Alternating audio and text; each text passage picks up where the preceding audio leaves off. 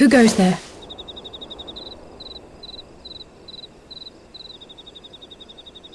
Oh, it's you. Forgive me for straying from the camp. He hasn't been feeling too welcome, to say the least. I thought a change of scenery might do him good. But, alas.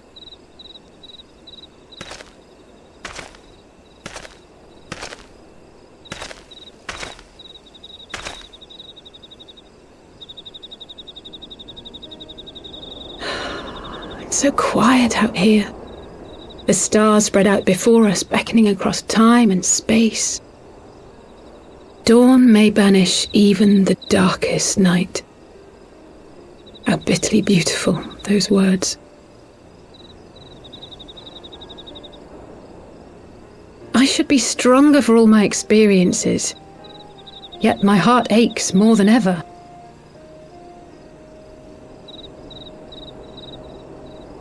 I never understood why Grandfather gave his life that day. I thought that if I came here, I would find the answers I needed. But when I finally laid eyes on the land he sacrificed everything to save, saw firsthand the bickering, the pettiness, I was disappointed. I was angry. I could not fathom how these people were more deserving of his love than his family, than me. Nevertheless, I had to believe he had good reason. I was determined to uncover the whole truth of the calamity and, perhaps in so doing, find my own purpose in this sea of chaos. My travels have been enlightening, but I cannot say that I have enjoyed them.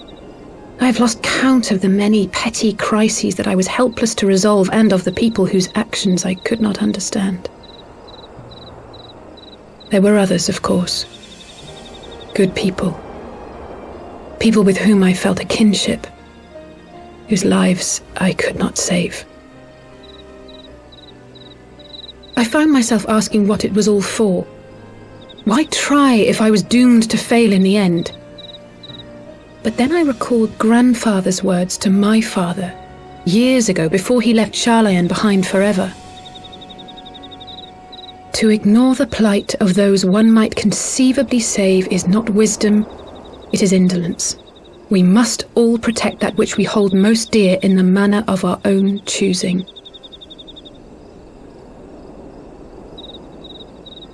We have to try, do we not? Of course, it's one thing to try and another to do. There were times while I was tracking the warriors of darkness when I faltered, when I was afraid. But then I thought of my brother, of Urianger.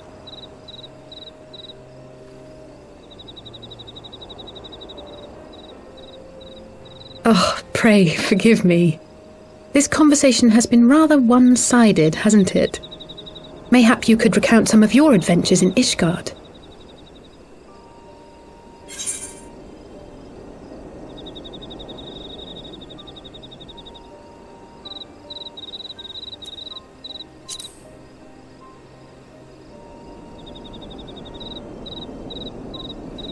We had no clear memories of our life in the hinterlands, having returned to the motherland as infants.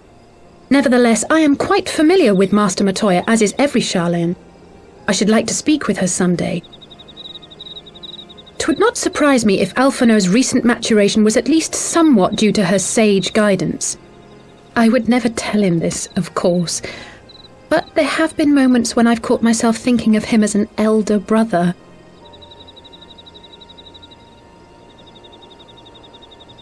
The hopes and dreams of so many rest on your shoulders, warrior of light. As long as the sun rises, we can but carry on, for the sake of those we hold dear.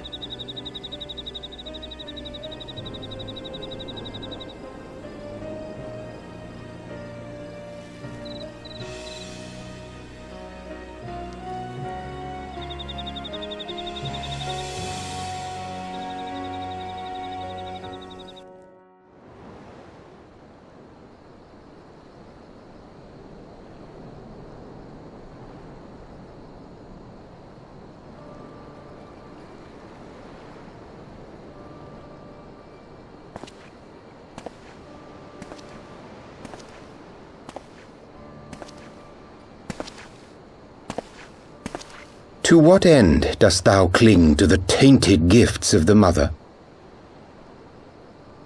Every tool has its purpose. Even this.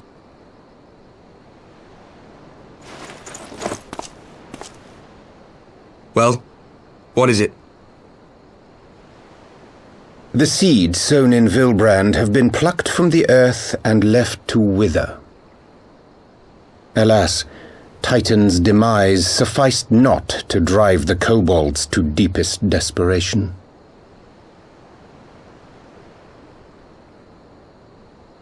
What did the man in white have to say? That we are to proceed as he did first set forth. Well, that's easy for him to say! It's not his bloody world on the brink of destruction, is it? Be thou well reminded that with an end to Ishgard's unrest, naught now remaineth to preoccupy the Scion's thoughts, and thus may they devote their every energy to thwarting thee and thine. I foresee only greater difficulties ahead. Foresee? Are you sure you don't welcome them? I'm starting to think you might hold a candle for your old friends after all. Pray do not mistake mine intent. I but look upon the path which lieth before us with due trepidation. Shouldst thou be of like mind, pray consider then another course. For the power to invoke the ardour belongeth not unto the Ascians alone. With thine own hand strike down thine enemy, the so-called hero who would see thy home lost to light. Do but this, and thou wouldst at a single stroke disrupt the all-too delicate balance of this realm, plunging her straightways into chaos.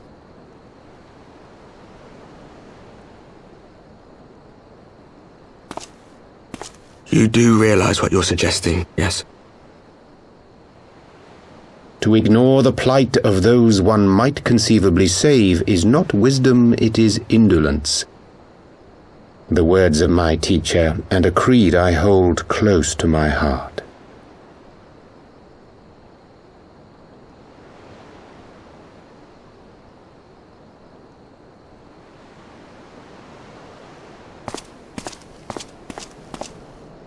Very well. Draw him out. We'll make it quick. It shall be done.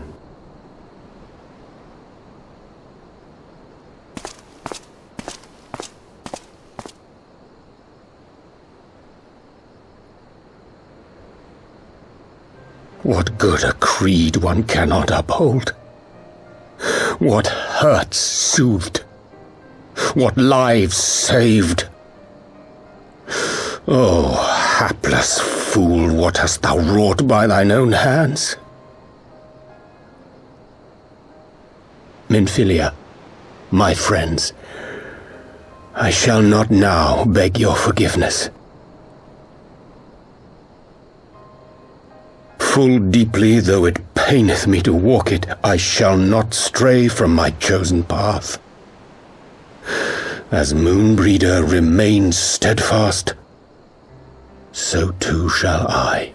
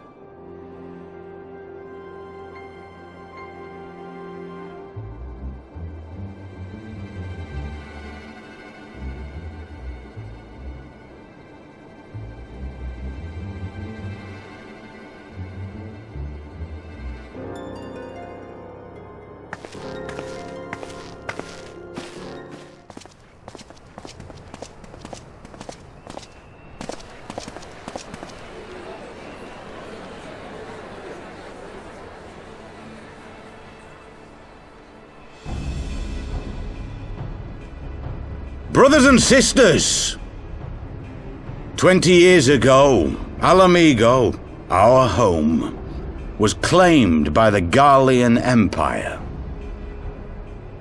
In our haste to overthrow the King of Ruin, we turned a blind eye to our foes in the north. With our glorious revolution, we but laid a path for a new tyrant to succeed the old. And when confronted with our failure, we fled.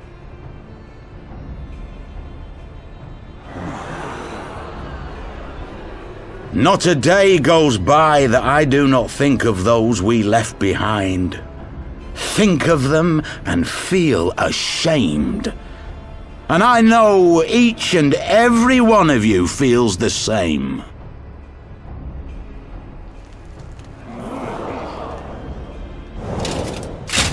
We abandoned them, our own flesh and blood, to labour till their backs gave in and their breath gave out, building the twisted steel ramparts which now mar our once majestic mountains.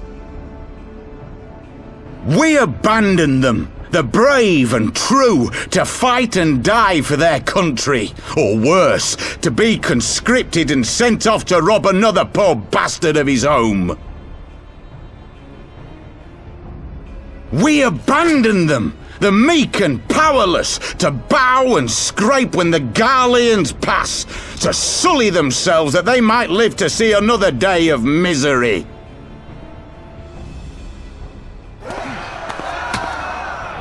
The Black Wolf may be dead, but a new Imperial Viceroy reigns in Ala Mhigo now. A beast not a fraction as merciful. You all know the Eorzean Alliance will do naught to oppose him. For all their promises and platitudes, they will not act if there's no profit in it. Only we can free our brothers and sisters from the Empire's tyranny, my friends. Only we have the courage to stand and fight. They have imprisoned us. They have enslaved us, and they have murdered us, but no more! Blood demands blood, and the Garleans shall pay for every drop they have spilt upon our lands!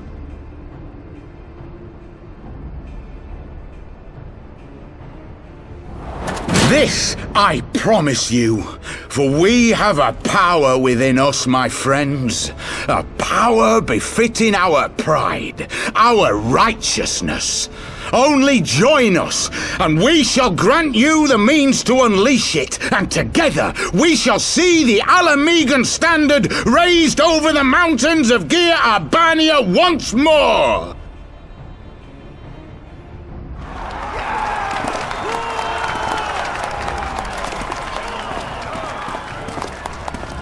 A power befitting their pride. Not at all ominous, that. Wait, is that...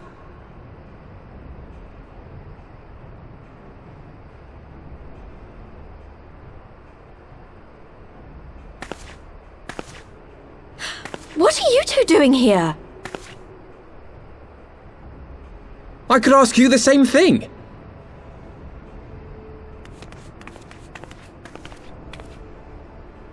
Well, this is quite the surprise. If you see what I see, if you feel as I feel... Might I suggest we continue this conversation in more agreeable surroundings? For it is not strength of arms that will win this battle, but strength of heart.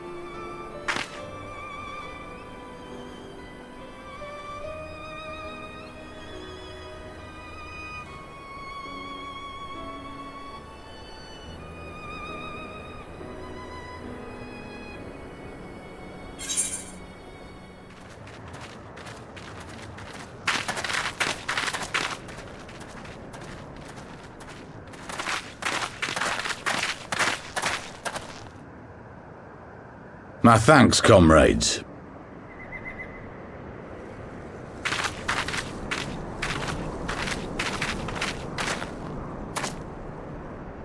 You must be the esteemed adventurers of whom I've heard so much. I understand you have taken an interest in our cause.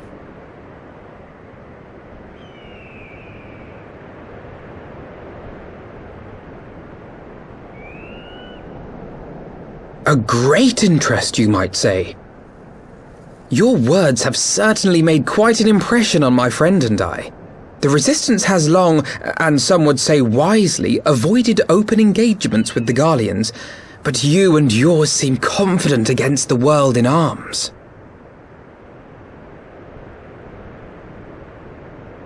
I can only assume you have good reason to be so bold. Why, one might even think you are planning to summon a primal. Because that would do much to explain the sizable shipment of crystals you recently received from your smuggler friends, whom our Ishgardian allies have since detained, lest you wonder.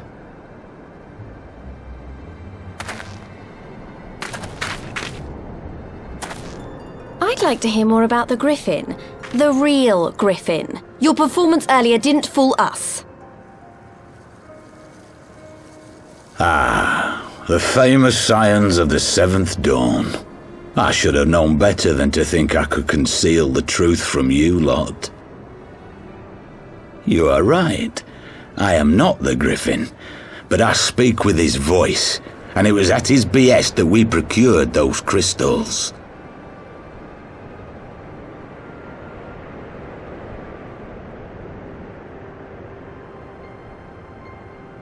You are wrong, however, if you think that we procured them to summon a primal. We used them to reach an accord with the Amalja. In exchange for crystals to summon their god, they will aid us in the fight for Ala Mhigan liberation. You've got to be joking! Have you gone completely mad? When people find out you helped the Lizardmen summon Ifrit, they'll turn on the Resistance. Ala Mhigo will never be free!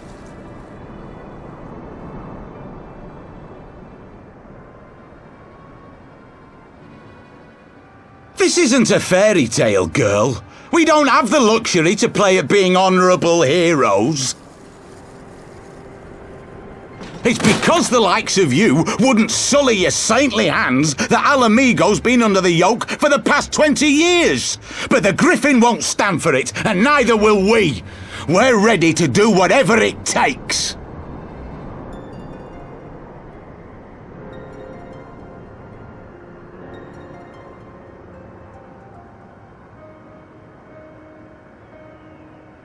What proof do you have of this arrangement with the Amalja?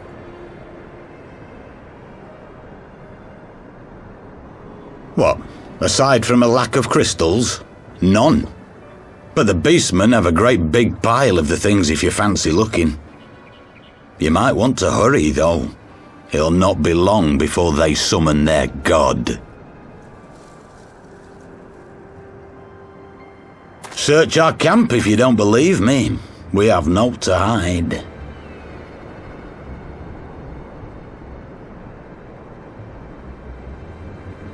If there is a cache to be found, Yda and I will find it.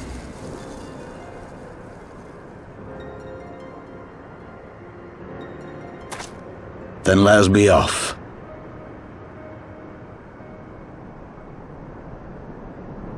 Are you perchance the Warrior of Light?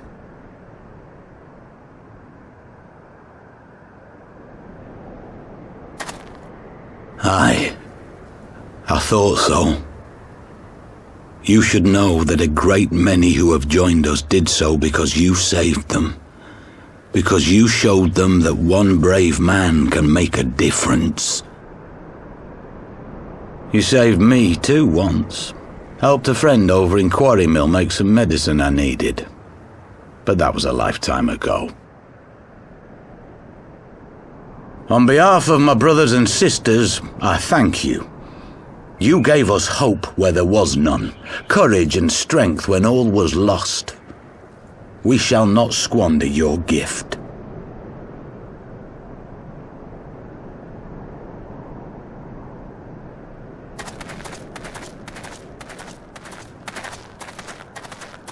I know that look, Yda, and I do not like it. You cannot seriously be contemplating taking up arms with that band of cutthroats. I just...